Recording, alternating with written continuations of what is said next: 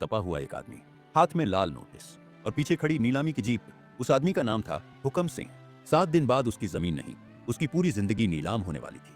यह कहानी शुरू होती है राजस्थान के सीकर जिले के एक छोटे से गांव से। दोपहर के 2 बज रहे थे, लेकिन सूरज ऐसा आग उगल रहा था जैसे आसमान से अंगारे बरस रहे हों। धूल भरी लू के थपेड़े चेहरे को छील रहे थे। 55 साल के हुकम सिंह अपनी डीली पड़ चुकी धोती का पल्ला संभालते हुए अपने उस खेत के किनारे बैठे थे जो कभी सोने जैसा अनाज उगलती थी। आज वहां सिर्फ गहरी दरारें थीं, जैसे धरती मां का सीना छलनी हो गया हो। हुकम सिंह के हाथ में एक लाल रंग का कागज था। उनकी उंगलियां कांप रही थीं। अचानक गांव के सन्नाटे को चीरते हुए एक जीप रुकी। जीप से बैंक के 2 अधिकारी और साथ में गांव का सबसे बड़ा सूदखोर मांगे राम उतरा। मांगे राम के चेहरे पर एक कुटिल मुस्कान थी। अरे ओ हुक्म अब क्यों जमीन से सट कर बैठा है? ये मिट्टी अब तेरी नहीं रही। बैंक वालों ने थप्पा लगा दिया है, अब तो ये नीलाम होगी। मांगे राम जी, हाँ। बस 7 दिन और दे दो, कहीं ना कहीं से बंदोबस्त कर लूंगा। ये बाप दादों की जमीन है, इसे नीलाम मत होने दो। हुकम सिंह जी, 1 करोड़ का कर्ज है आपके माथे। 7 साल से ब्याज पे ब्याज चढ़ रहा है। 7 दिन बाद इस घर और जमीन की बोली लगेगी। अपना सामान बांध लीजिए। लेकिन जो होने वाला था वो न उन बैंक वालों को पता था और न ही मांगे राम को। आने वाले 7 दिन हुक्म सिंह की किस्मत का फैसला नहीं, उसकी पूरी कहानी बदलने वाले थे। दोस्तों, हुक्म सिंह कोई जन्मजात कर्जदार नहीं थे। वो गांव के सबसे मेहनती और ईमानदार किसान थे। लेकिन पिछले 10 सालों में किस्मत ने उनके साथ ऐसे मोड़ लिए कि मजबूत से मजबूत इंसान भी टूट जाए। राजस्थान की रेतीली धरती में पानी ही सबसे बड़ी दौलत है। हुक्म सिंह ने अपनी जमा पूंजी लगाकर पहला ट्यूबवेल खुदवाया। पानी नहीं निकला। दूसरा, तीसरा, चौथा, एक के बाद एक 5 ट्यूबवेल सूखे निकले। 1000 फीट तक ड्रिलिंग की मशीनें पाताल को चीरती रहीं, लेकिन निकला तो सिर्फ खारा पानी। ऐसा पानी जिसे ना इंसान पी सके, ना फसल सह सके। हर फेल ट्यूबवेल के साथ हुक्म सिंह के सिर पर 2 से 3 लाख का कर्ज बढ़ता गया। लेकिन मुसीबत यही नहीं रुकी। हुक्म सिंह का बड़ा बेटा रोहित अचानक ऐसी बीमारी की चपेट में आ गया जिसने घर की बची कुची उम्मीद भी हिला दी। डॉक्टरों ने साफ शब्दों में कहा, उसकी दोनों किडनियां जवाब दे चुकी हैं। हुक्म सिंह जी, ऑपरेशन और डायलिसिस में 20 से 25 लाख का खर्चा आएगा। आप गरीब आदमी हैं, लेकिन वक्त कम है। साहब, मैं अपनी खाल बेच दूंगा, पर मेरे छोरे को बचा लो, वो हमारी आखिरी उम्मीद है साहब। बाबा, आप ऐसे मत रो, मैं इतना कमजोर नहीं हूँ, आप बस हार मत मानना। रोहित। हुक्म सिंह ने उसका हाथ पकड़ लिया। उनकी आंखों में डर था, लेकिन बेटे की आंखों में अभी भी उम्मीद थी। रोहित को बचाने के लिए हुक्म सिंह ने अपनी गायें बेची, पत्नी ढापू देवी के गहने बेची, लेकिन पैसा कम पड़ गया। उसी साल हुक्म सिंह के बुजुर्ग पिता भी उन्हें छोड़कर चले गए। घर पहले ही कर्ज में डूबा था, लेकिन गांव की पंचायत ने साफ कह दिया, मृत्यु भोज तो करना ही पड़ेगा, रीति रिवाज से बड़ा कुछ नहीं। हुक्म, घर में दाना नहीं है, अस्पताल का बिल बाकी है। इतने लोगों को बुलाकर भोज कैसे कराएंगे? हाँ। क्या लोग हमारी हालत नहीं समझेंगे? ढापू, आओ। यहाँ हालत नहीं, रस्म देखी जाती है। अगर हमने भोज नहीं कराया तो लोग पीठ पीछे नहीं, सामने से ताना देंगे, बिरादरी से बाहर कर देंगे हमें। मैं अपमान सह लूंगा, पर बापू की आत्मा पर उंगली नहीं उठने दूंगा। मुझे मांगे राम के पास जाना ही होगा।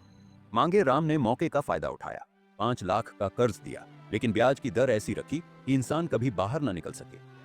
इधर हुक्म सिंह का सगा भाई भंवर सिंह, जो शहर में बस चुका था, गांव आया। हुकम भाई, तू चिंता मत कर, मैं शहर के बैंक से बड़ा लोन दिलवा देता हूँ, सब कर्ज उतर जाएगा। बस इन कागजों पर अंगूठा लगा दें। ये तो बस कागजी कार्रवाई है। हुक्म सिंह ने अपने सगे खून पर भरोसा किया। उन्हें क्या पता था कि भंवर सिंह ने उन कागजों में पावर ऑफ अटॉर्नी और जमीन को अपने नाम करने के दस्तावेज छुपाए थे। भंवर सिंह ने उस जमीन पर चोरी छिपे 80 लाख का लोन लिया और शहर भाग गया। हुक्म सिंह को तब पता चला जब बैंक का नोटिस आया कि कुल देनदारी 1 करोड़ पार कर गई है। लेकिन तभी कुछ ऐसा हुआ जिसने हुक्म सिंह के पैरों तले जमीन खिसका दी। नीलामी में सिर्फ 7 दिन बचे थे। पूरे गांव में हुक्म सिंह को दिवालिया और बदकिस्मत कहा जाने लगा। गांव के लोग अब उनसे रास्ता बदलने लगे थे। यहाँ तक कि स्कूल में रोहित के छोटे भाई बहनों को बच्चे चिढ़ाते। ओए देखो, 1 करोड़ वाले कंगाल के बच्चे जा रहे हैं। एक शाम घर में अंधेरा था, बिजली का कनेक्शन काट दिया गया था। हुक्म सिंह अपनी झोपड़ी के बाहर बैठे थे। अंदर से ढापू देवी और बच्चों के सुबकने की आवाज आ रही थी। क्या यही मेरी ईमानदारी का फल है? 5 ट्यूबवेल सूखे, बेटा बिस्तर पर, भाई ने पीठ में छुरा घोंपा। अब ये घर भी छिन जाएगा।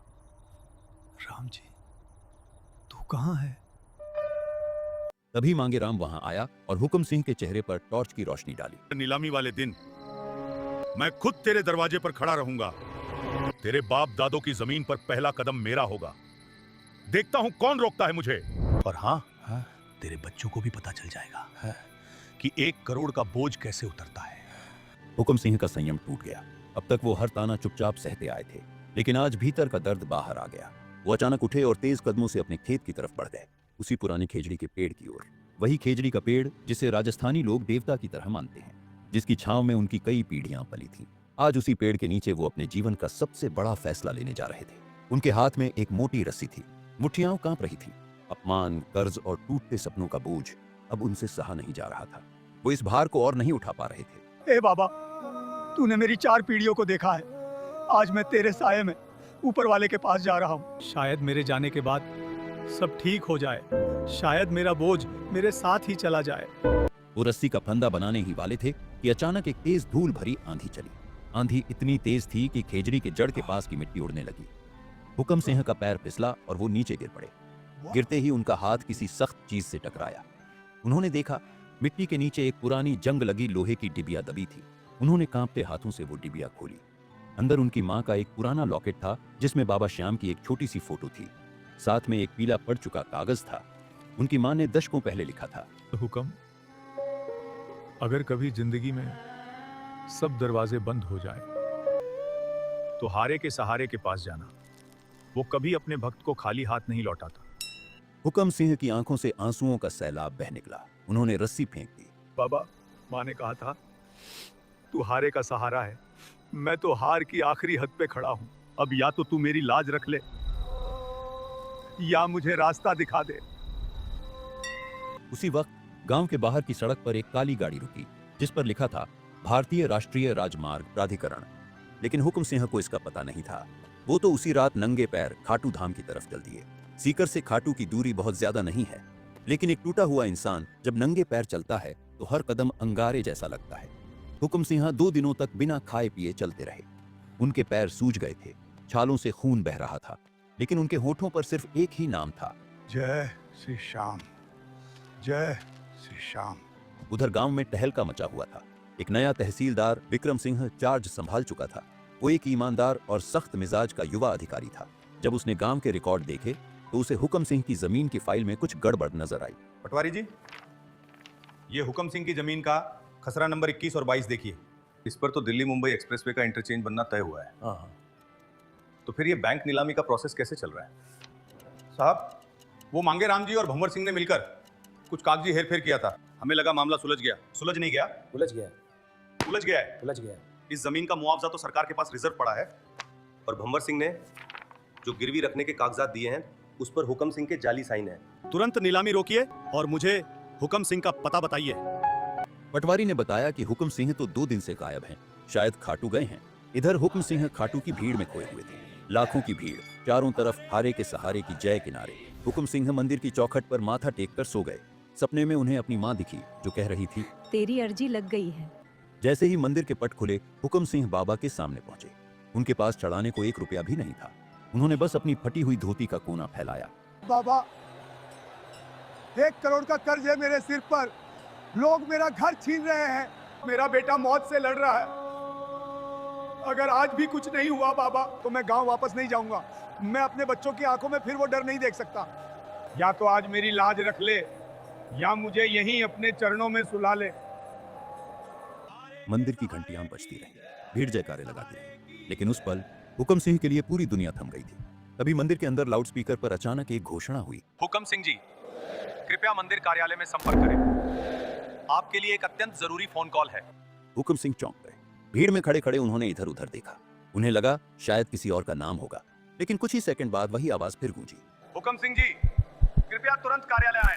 अब उनका दिल तेज धड़कने लगा। पास खड़े एक कर्मचारी ने उनकी तरफ देखा और पूछा, आप ही हुक्म सिंह है क्या?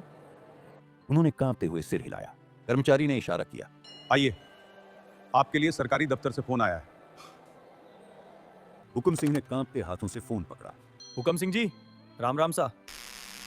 घबराइए मत, पहले मेरी बात ध्यान से सुनिए। सबसे पहले आपकी जमीन की नीलामी रुकवा दी गई है। साहब, सच कह रहे हो ना आप? हाँ, और सिर्फ इतना ही नहीं, आपके भाई भंवर सिंह ने जो फर्जी कागज बनवाए थे उनकी जांच में सच्चाई सामने आ गई है।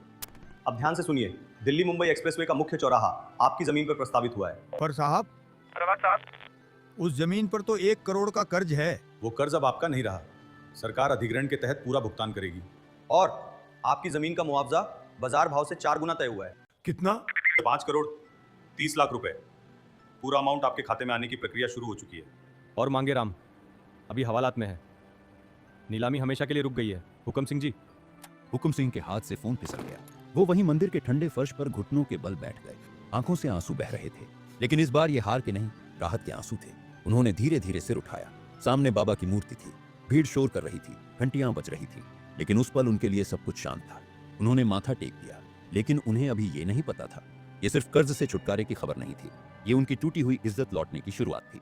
जब हुक्म सिंह गांव वापस लौटे तो माहौल बदला हुआ था, लेकिन किसी फिल्म की तरह नहीं, एक सच्चाई की तरह।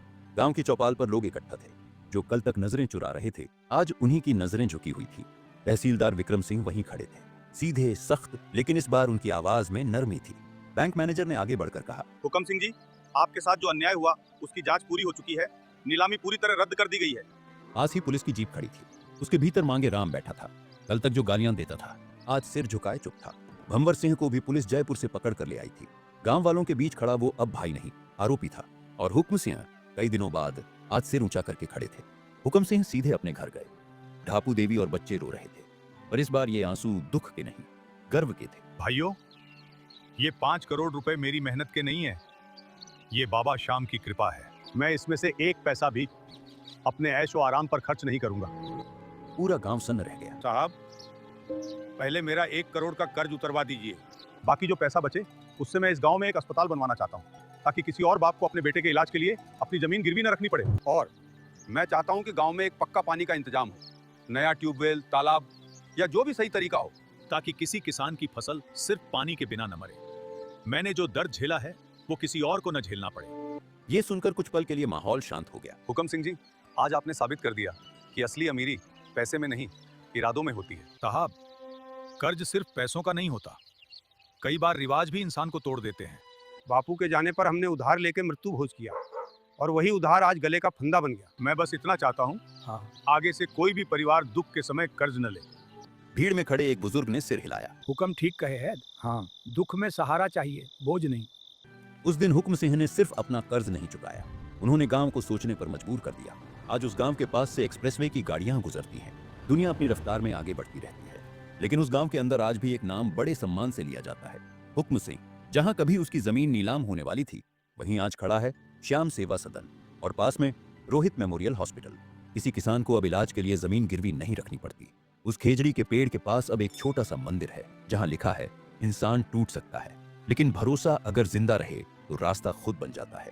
दोस्तों, ये कहानी सिर्फ एक किसान की नहीं है, ये उस भरोसे की कहानी है जो सबसे अंधेरे वक्त में भी इंसान को टूटने नहीं देता।